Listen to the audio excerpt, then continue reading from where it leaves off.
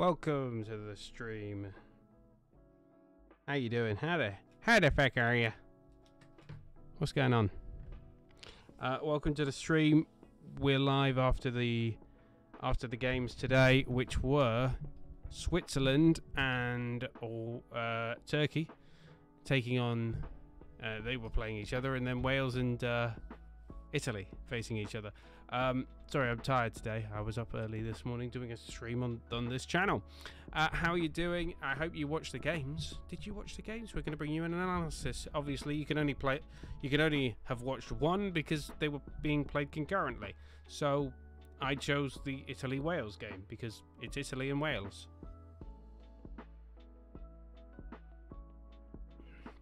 My team of the tournament thus far versus Wales, and yeah, I enjoyed the match. Italy dominated it, but Wales got through. That's the most important bit.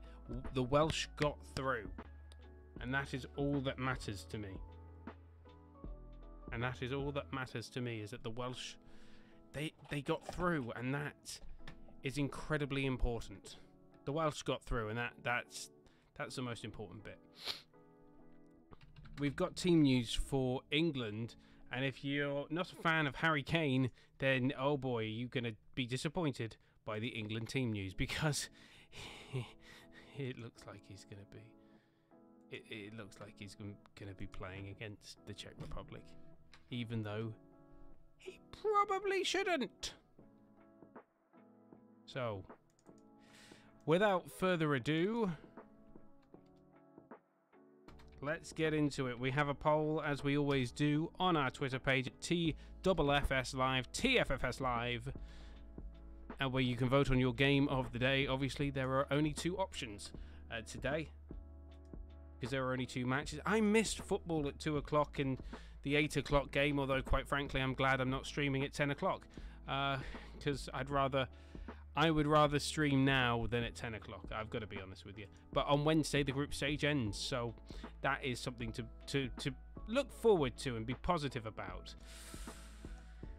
Anyway, we'll get into the match analysis and bring you the notes that I've taken from the game.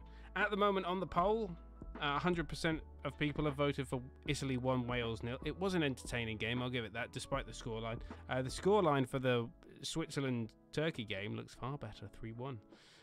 Once again, I should say this show is not sponsored by Coca-Cola, Coke Zero, or Heineken, but if they want to sponsor, drink Coke, not water.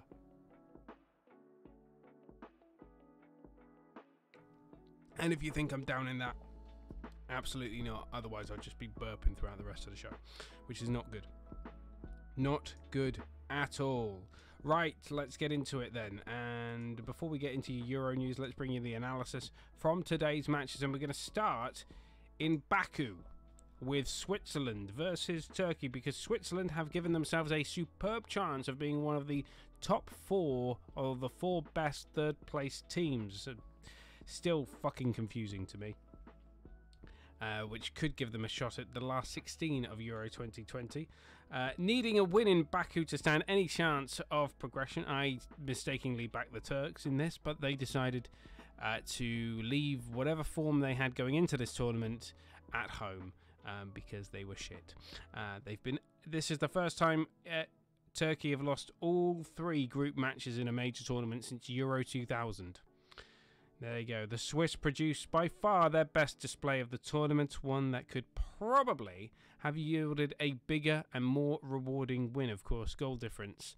They were trying to match Wales's or improve on Wales's goal difference, just in case.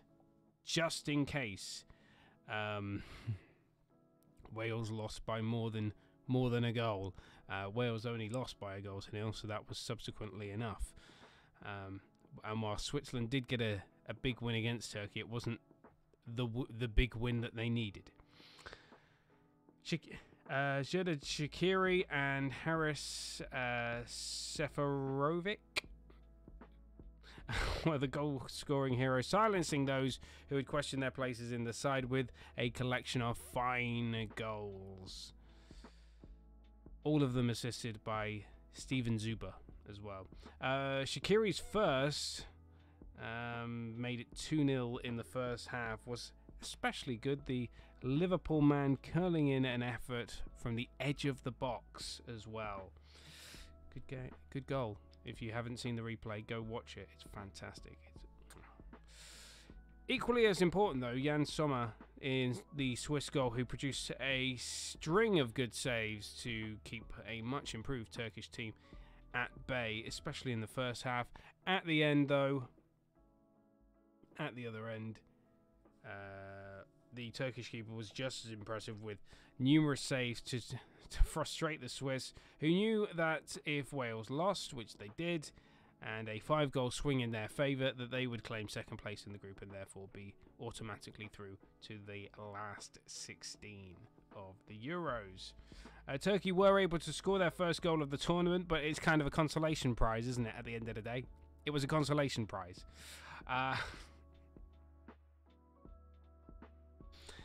You know, nobody wants to...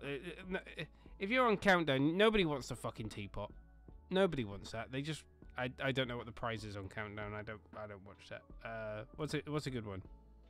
On the Chase, everyone wants the fucking money. They don't just want to play the game. Yeah, Turkey were able to score their first goal of the tournament. Wait until the last game of the tournament. Lads, I know we haven't turned up at this tournament, but shall we just get a goal for banter? Yeah, let's get a goal for banter. And that's exactly... yeah, Turkey got a goal.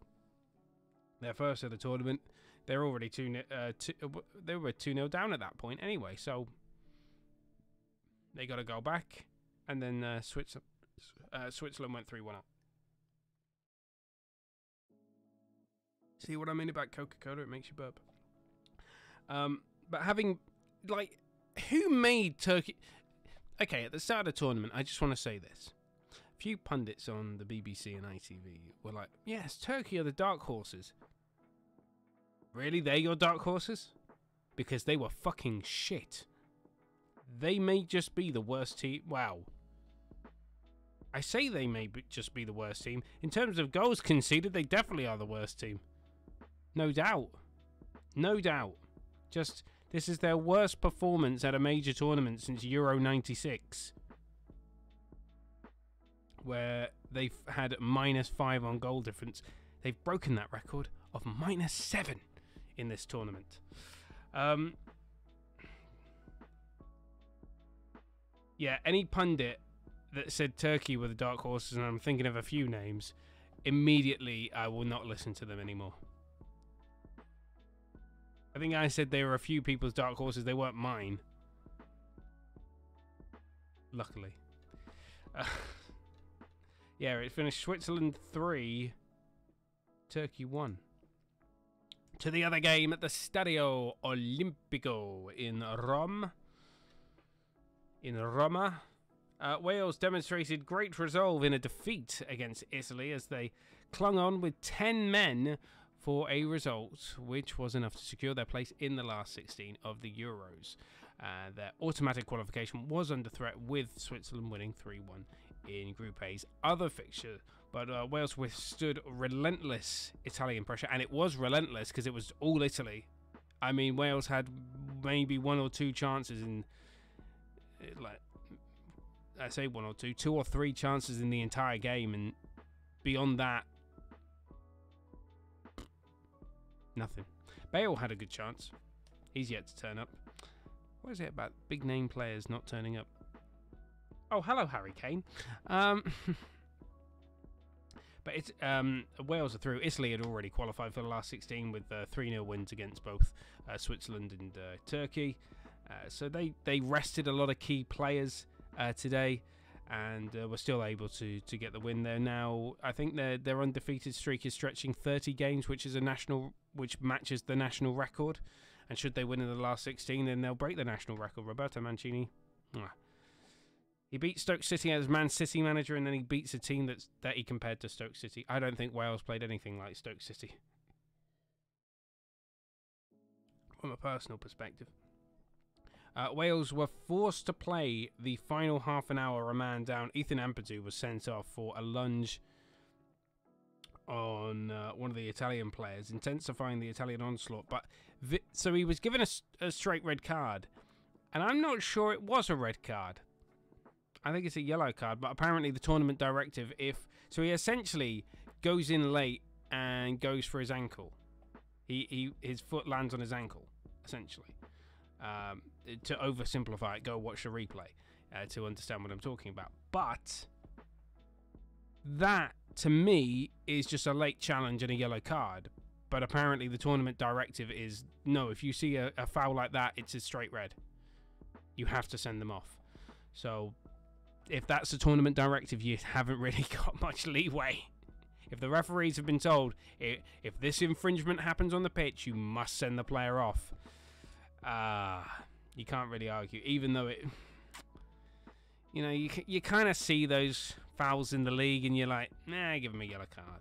Give him a yellow. It was definitely a foul, no doubt about it. It was definitely a yellow card. But if the tournament directive says those kind of fouls need to be eliminated from the game, then you know they're going to get a straight red card. So that's what happened to Ethan Ampadu.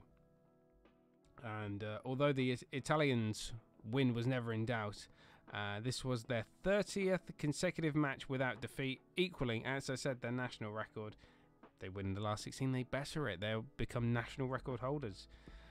Wales dug deep to ensure a margin of victory that was not too damaging. So Wales are through to their second consecutive last 16 in a European Championships. Of course, they reached the semi-finals of Euro 2016. But they are through again. How far can Wales go this time? That is the question. How far do you reckon they are going to go? Are they going to win the damn thing? No, clearly not. But I don't think they'll reach the semi-finals this time because Bale's not hit top form yet. But it did finish at the Stadio Olimpico. Italy won, Wales 0. Wales are through. And for Switzerland, it's a simple case of wait and see how the other games go. Now, that means Italy are top of the group on 9 points. Wales are second on 4 points with a goal difference of +1. Switzerland are third with -1 on goal difference, but also on 4 points. And then Turkey getting the consolation prize of nil points. Turkey have become the UK at Eurovision. Oh no, let's not go there because I'll get really angry again.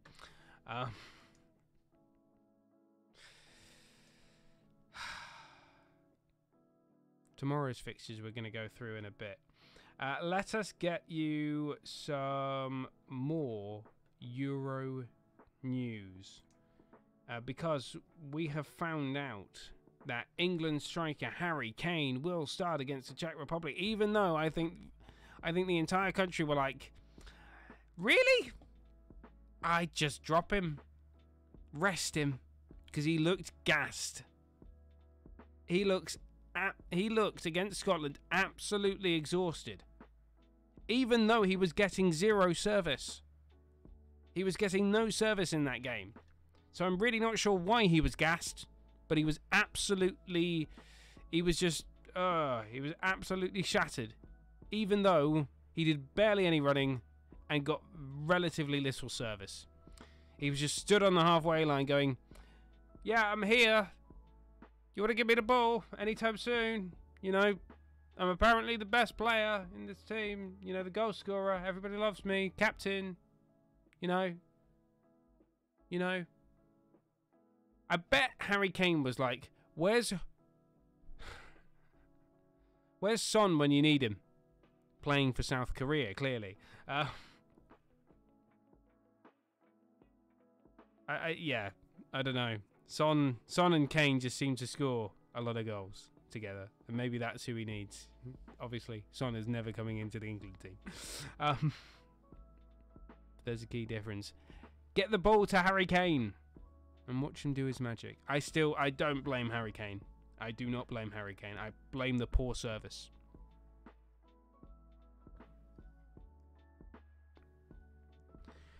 The poor service. That's what I blame. But the Tottenham striker who failed to have a shot in England's win over Croatia and draw with Scotland, so he spent, 118 minutes without a shot at goal. That's worrying. Maybe start Marcus Rashford instead in that position, or as Callum was saying earlier, Calvert. Was it Calvert-Lewin? Calvert-Lewin. As a target man.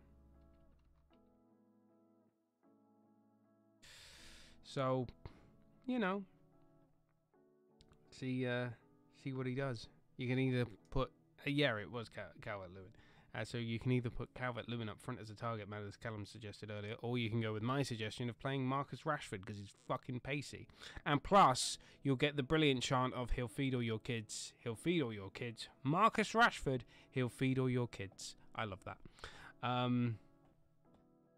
By the way, anyone that doesn't get that chant and why it's brilliant is just Google it. I'm not going to explain it. I don't have time. He went to war with the government over their lack of ability to feed children in their own fucking country. A footballer went to war with the government over the government not doing its fucking job. Well done, Marcus Rashford. Right. Yeah, so Gareth Southgate has come out and said that he spoke to ITV and said he is fundamentally not only to the goals he scores, but to the build-up play and everything else he brings. You can assume that, yes, absolutely, he will start. I'm paraphrasing, but I would rather Harry Kane not play against the Czech Republic. Although we might need to win that game. Might need to win it, following the piss-poor performance against Scotland. England not exactly filling me with confidence. Let's look ahead to tomorrow's games, where there are 5 o'clock and 8 o'clock kickoffs. So plenty of games to dissect for you. Shall we start with Ukraine and Austria? Let's start with your 5 o'clock kickoffs. We've got Ukraine and Austria versus North Macedonia. Actually, you know what? We'll start with North Macedonia and the Netherlands, because this game is pretty meaningless. Whereas Ukraine and Austria has a little bit of meaning. The Netherlands are, of course, already through to the last 16 of the Euros, and with 1 game to spare, North Macedonia were the first team eliminated from the competition. They cannot go through. So, North Macedonia have nothing to lose, and the Netherlands have nothing to play for. North Macedonia 5, Netherlands 0. No, I'm not. I'm joking. I'm joking. So, the Netherlands will play the 3rd place finisher from either Group D, E, or F. Okay? That's apparently the thing. So, yeah. I mean, there's not really much to analyse in this game. It's a nothing match. 1 team's out, 1 team's already through. Both teams go into the final and 3rd group game in Amsterdam already knowing their fate. And I'm sure the Dutch will rest players. So I'm sure Macedonia will throw everything but bar the kitchen sink at them to try and get something out of this tournament. The Dutch will probably go, we can rest our best players and still win. Let's go to the stat man. I'm the scat man. Statman. The Netherlands have never lost to North Macedonia, winning 2 and drawing 2 of their previous 4 meetings. North Macedonia have not led for a single minute in any of their 4 games against the Netherlands, and are yet to go ahead in a match at the European Championship, scoring both of their goals whilst trailing. For North Macedonia, they are looking to avoid losing 3 consecutive matches for the first time since losing 5 in a row between June and November of 2016. For the Dutch, the Netherlands are looking to win all 3 group matches at a European Championships for the 3rd time after Euro 2000 and 2008. That was the one that England didn't qualify for because of Steve fucking McLaren. Otherwise known as the Wally with a brolly. Frankie de Jong has completed 5 dribbles in each of his last Euro 2020, each of his last 2 Euro 2020 matches for the Netherlands. The last player to complete 5 or more dribbles in 3 consecutive European Championship matches was someone that I claim is the worst man manager in the world. Zinedine Zidane for France in Euro 2000. Sorry, I'm being triggered. This is the stats are triggering me. because they've said no. We're not going there. We're not going there. This is about the Euros, not about Real Madrid. The Netherlands have scored 2 or more goals in each of their past 9 games in all competitions, their longest run since May of 1935, also 9 in a row. They have not scored 2 or more in 10 consecutive games in all competitions. So there you go, pretty meaningless match, but there are some stats for this pretty meaningless match. As I say, North Macedonia 5, Netherlands 0. No, I'm joking. Remember, it's a joke. Although if it happens, I'm going to look like a genius, even though it's never going to happen. Ukraine face Austria in Bucharest with a guaranteed spot in the last 16 up for grabs for the winner. And this is going to be the more interesting of the 2 matches. This will be the one I will be watching because it's the one that actually has meaning to it, unlike the North Macedonia-Netherlands match. Both teams have 3 points, but Ukraine are better placed courtesy of having scored more goals so far, meaning they could finish second in Group C by simply avoiding defeat. Now, are you honestly telling me that Andrei Shevchenko, one of the greatest strikers that ever lived, is just going to tell his team, you know what, lads, let's get 11 men behind the ball, and let me introduce you to Sean Dyche, the Burnley manager, who's going to tell you how to play? I think not. I think Andrei Shevchenko will look at this game and think, we can get a few goals here. Build up the confidence. So why wouldn't he? I expect Ukraine to get a few goals against Austria. Even though I think Austria, on paper, are the better team. Austria must win to finish second, or they will have to rely on being one of the best third-placed finishers. The Netherlands have already sealed the top spot, and North Macedonia are going to finish bottom. Team news then. Austria striker Marko Arnautovic, who may perhaps, in it's your opinion, if you think he should be suspended for the rest of the tournament. That was my opinion. Will return to the squad from his suspension, and I'm not going to go into why he was suspended, but he was accused of being a bit not racist. Well, he was accused of being racist, but he wasn't found guilty of that. He was guilty of being found somewhat. I can't remember what the actual charge was, but it was a lesser charge. Let's say that saw him banned for a game. It was something, not xenophobia, but something like something akin to that. Which, yeah, the former West Ham player who now plays for Shanghai Port in the Chinese Super League was banned after being found guilty. There we go, of insulting another player in his side's opening win over North Macedonia. Yeah, apparently he targeted two North Macedonian players that were I keep saying Macedonia because they're of the 2 players I'm talking about are of Albanian heritage. There's a new country, Macedonia. Although it sounds very dodgy. Don't have a debate in Macedonia. Get it? No. Ukraine could be without defender Denis Popov, who has a calf problem. The Dynamo Kiev player was on the bench for his side's opening game, lost to the Netherlands, and missed the second game against North Macedonia. Ukraine coach Andrei Shevchenko says there is a high chance that Popov won't be playing tomorrow. The head-to-head stem from the Statman. Ukraine and Austria have faced each other in 2 friendlies, each side winning. This is the first encounter at a major tournament. I find that incredibly hard to believe that they've not come across each other before, although they rarely ever qualify. So I think the first tournament I ever saw Ukraine in was the 2006 World Cup. The 2 previous games between Ukraine and Austria produced 8 goals, an average of 4 per game. So the stats for Ukraine. Ukraine ended a run of 6 consecutive defeats at the European Championships with a 2-1 win over North Macedonia last time out. They haven't won consecutive matches at a major tournament since beating Saudi Arabia and Tunisia of the group stages of I just mentioned this, the 2006 World Cup, with current boss Andrei Shevchenko netting both of those wins. Do you think if it gets really desperate, he's just going to go, fuck it, I might as well get the boots out, get on the pitch myself. Like, you're not registered in the squad though.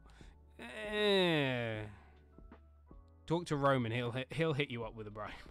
Not that I'm suggesting Roman Abramovich bribes officials, but he has got a lot of money, and they are good friends.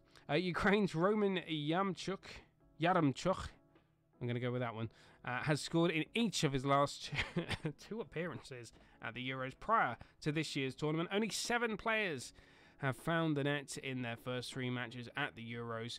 Most recently, Gareth Bale for a country called Wales. No, me neither. In 2016.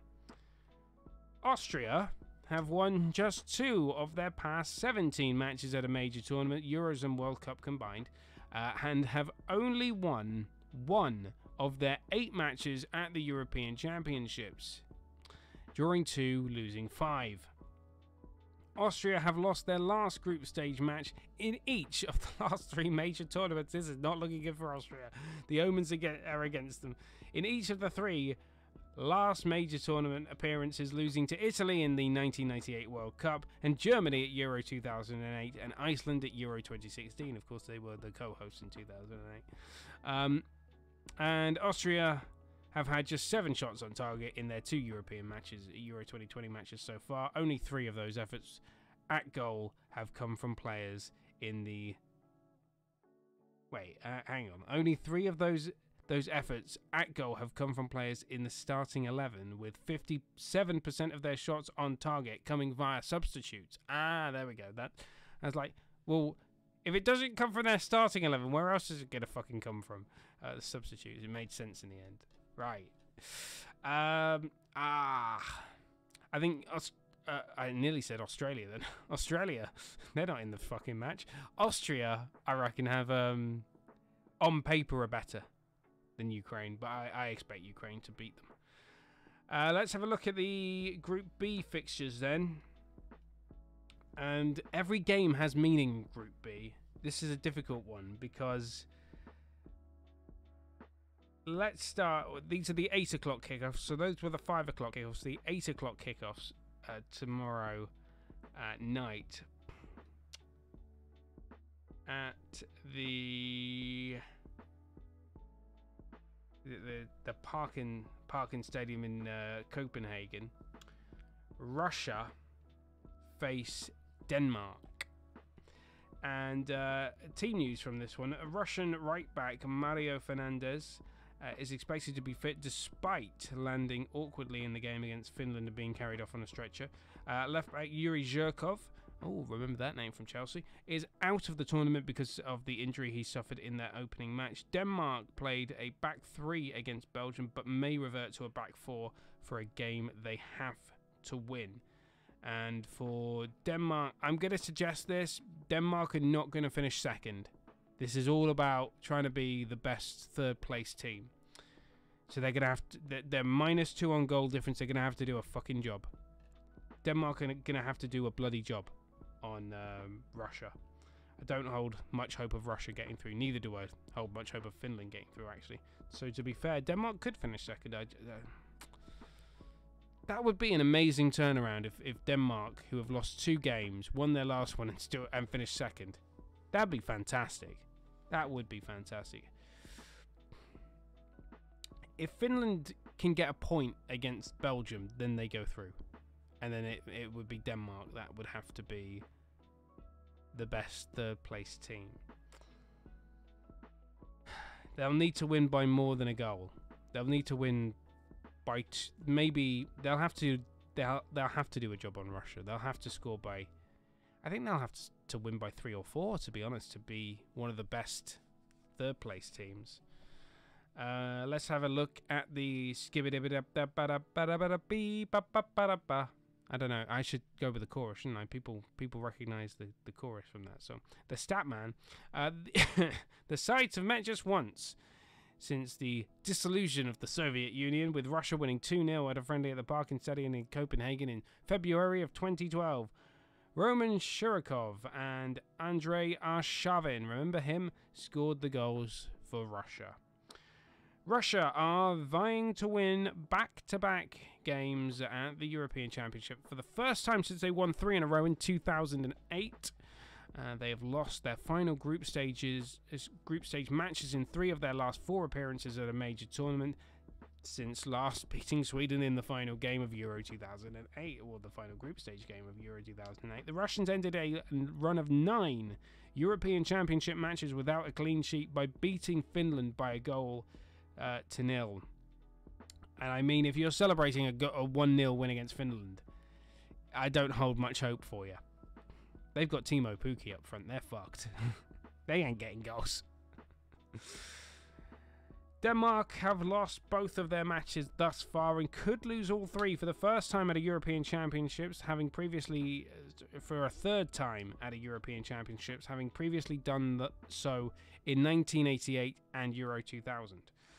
They lost just 1 of their previous 12 games, winning 9, drawing 2, before suffering back-to-back defeats. The Danes have missed 3 of their last 4 penalties in major tournaments as well.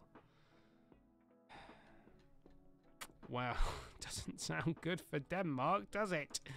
And the game of the evening, Finland versus Belgium. This one has 0-0 written all over it. Because, let's face it, Belgium they haven't exactly fired on all cylinders at the start of matches. They've normally taken their time to get going. Which might be a bit difficult for Belgium going up against a team with, say, like France. Because, you know, you kind of need to hit the ground running against a team like that. Although, saying that, look at Hungary. They hit the ground running against them and were able to hold them to a draw. So, Finland could recall their 34-year-old captain Tim Sparv. The midfielder, who underwent knee surgery in March, started their opening win against Denmark, but did not feature in the defeat to Russia. Belgium, who are through to the last 16 already, are missing wing-back Thorgan Hazard, who suffered a minor knee injury in their last game. And Roberto Martinez, the head coach, said of Eden Hazard this time, Thorgan's brother, said that Eden Hazard, Axel Witsel, and Kevin De Bruyne will all start Monday's match. If you're Finland, you're seeing that team sheet of Eden Hazard, Axel Witsel, and Kevin De Bruyne. You're going, for fuck's sake, you're already through. Can you just give us the point? Can you just play your shittest team, Robbie? Thank you. The Finns will reach the knockout stages if they win. That's not going to happen. While a draw will be enough to see them through if Russia lose to Denmark. Other permutations could enable the tournament debutants to advance as one of the best third-place teams. Let's have a look. Because, so here's the bloody permutations then.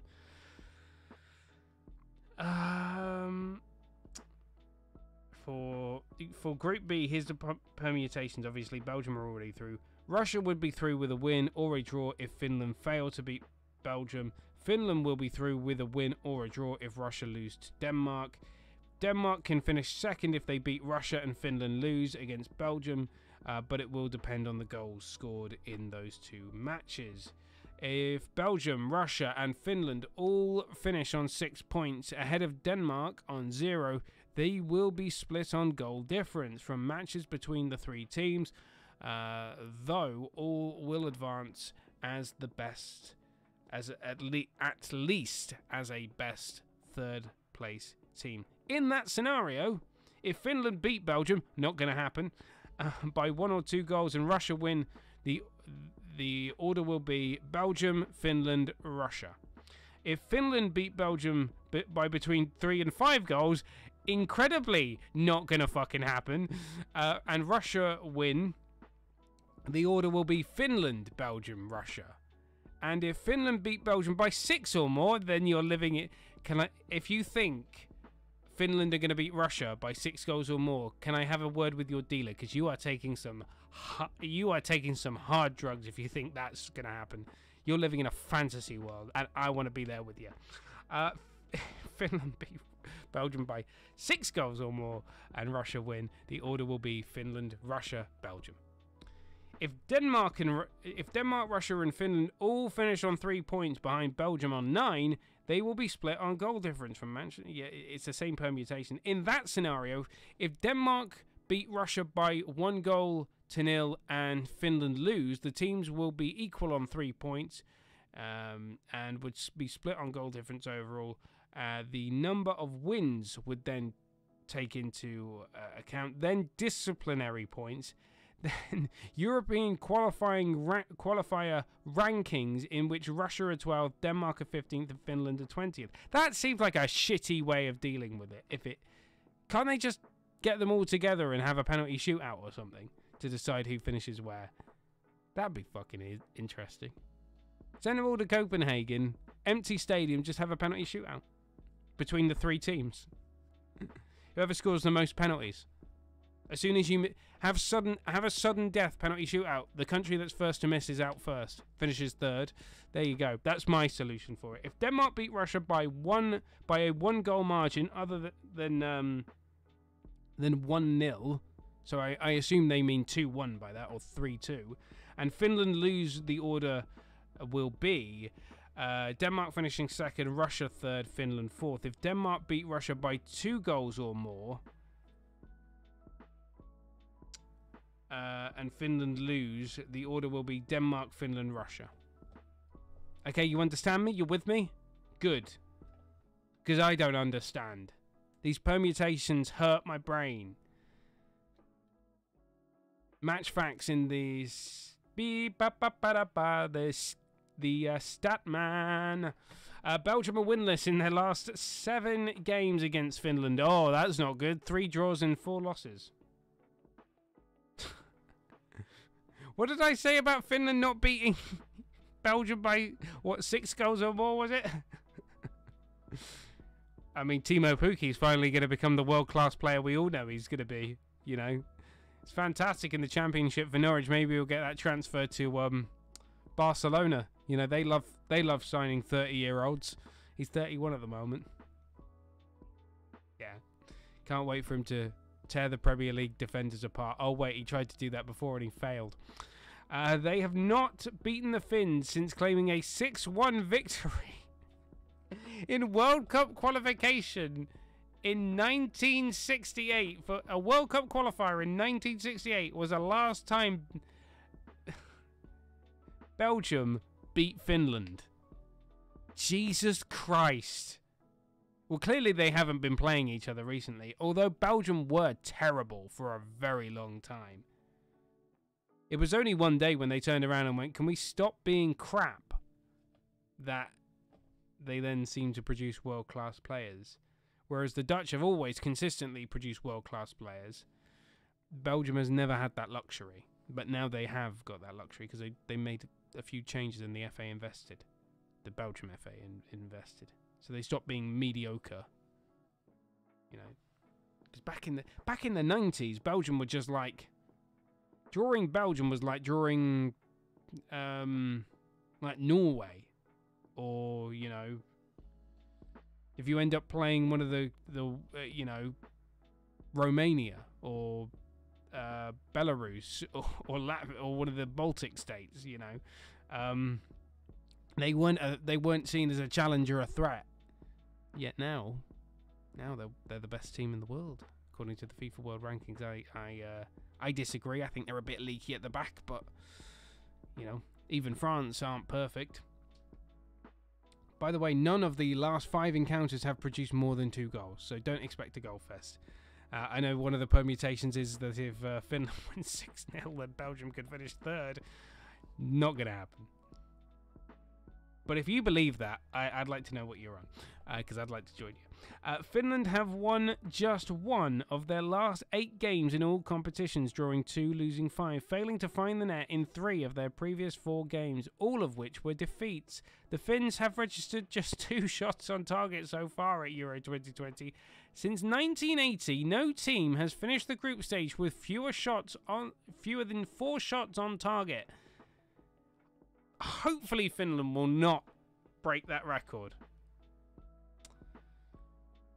Belgium. Their last defeat was a 2-1 loss to England at Wembley. Yeah, England. Dun, dun, dun, dun, dun, dun, dun, dun, dun. England. And in the Nations League in October. And that is the only time they have been beaten in their last 25 matches, winning 21, drawing 3. I mean, they haven't beaten the Finns since 1968, so... Come on, Finland!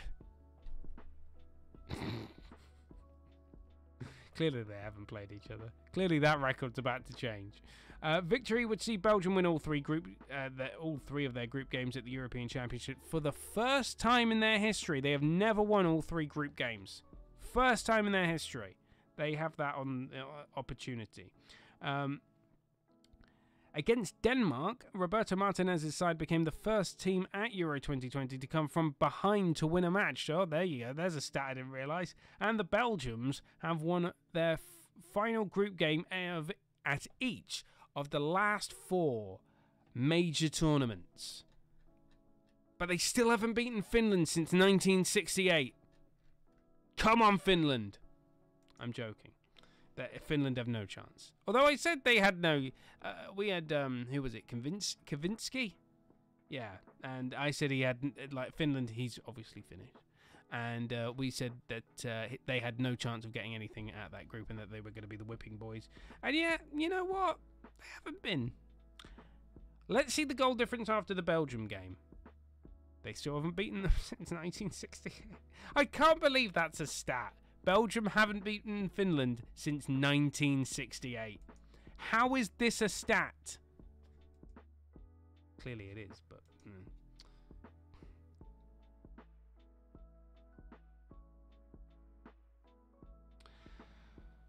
Well, my friends, our poll is coming to its conclusion with everyone going with Italy-Wales as your game of the day, despite the goal gluttony in the Swiss-Turkish match. So,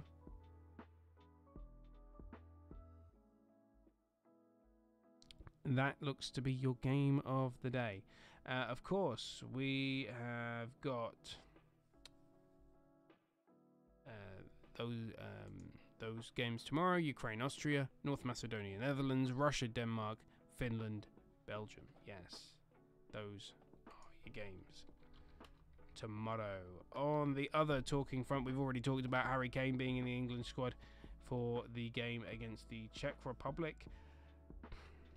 I wonder who will be in the Scotland squad, with Scotland having a chance to get through as well. That's all to come this week. I am seemingly not looking forward to more... I am seemingly not looking forward to any more England matches. I'm just not happening. Just not looking forward to it. But the question now becomes, who will England, Scotland and Wales play if they all get through to the last 16? Well, we all know Wales are now through to the last 16. They have finished second.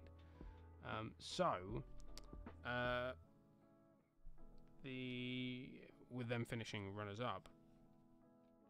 So the Netherlands, we've talked about the permutations of the Netherlands. Wales, who will play in Amsterdam on Saturday night, they will face the runners-up from Group B, which could be Finland, Denmark, Russia, or Belgium. Take your pick, Wales. It's not going to be Belgium. I bet they're just hoping Finland scrape it. I bet they're hoping Finland scrape it and Denmark beat Russia. Wales will want Finland because they'll see that as a winnable match. Denmark and will they see Russia? Would Wales see Russia as a winnable match? Yeah, probably. I don't think they'll see Denmark as easy a competition. And I think if they, well, to be fair, 5 years ago they knocked Belgium out of the Euros, so they might fancy doing it again. You never know. Group A winners Italy, they're going to play at Wembley, and they will be up against the runners-up from Group C. That is either going to be Ukraine or Austria, which we will find out tomorrow. The Netherlands are going to play in Sunday in Bucharest, and they will play the third-place team from either Group D, Group E, or Group F. They will not know their opponents until Wednesday night. As it stands, England, if they win the group, will face the second team in Group D. Sorry, as it stands, England in second place in Group D would play the runners-up from Group E, currently Slovakia, although Spain, Sweden and Poland could all realistically finish second on in Copenhagen on June 28th. Were they to beat the Czech Republic on Tuesday night and top the group, they would most likely face Group F runners-up, currently Germany. Oh no! Not the Germans! Not Joachim Löw and his smelly fingers! You don't want that? I don't want to face the Germans.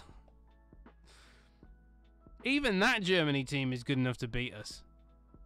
I don't hold much hope. That could be in London. Oh God. Germany beating England at Wembley. It'll be a fucking penalty shootout, won't it? It'll be a penalty shootout. Bollocks. All 4 teams in that group, which also contains France, Portugal and Hungary, could ultimately finish runners-up. I don't want to play any of them.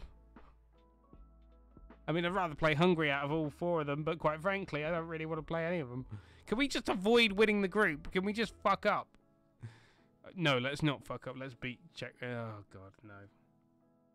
Do we want to win this group? I don't think... I'd rather just take a draw against the Czech Republic right now.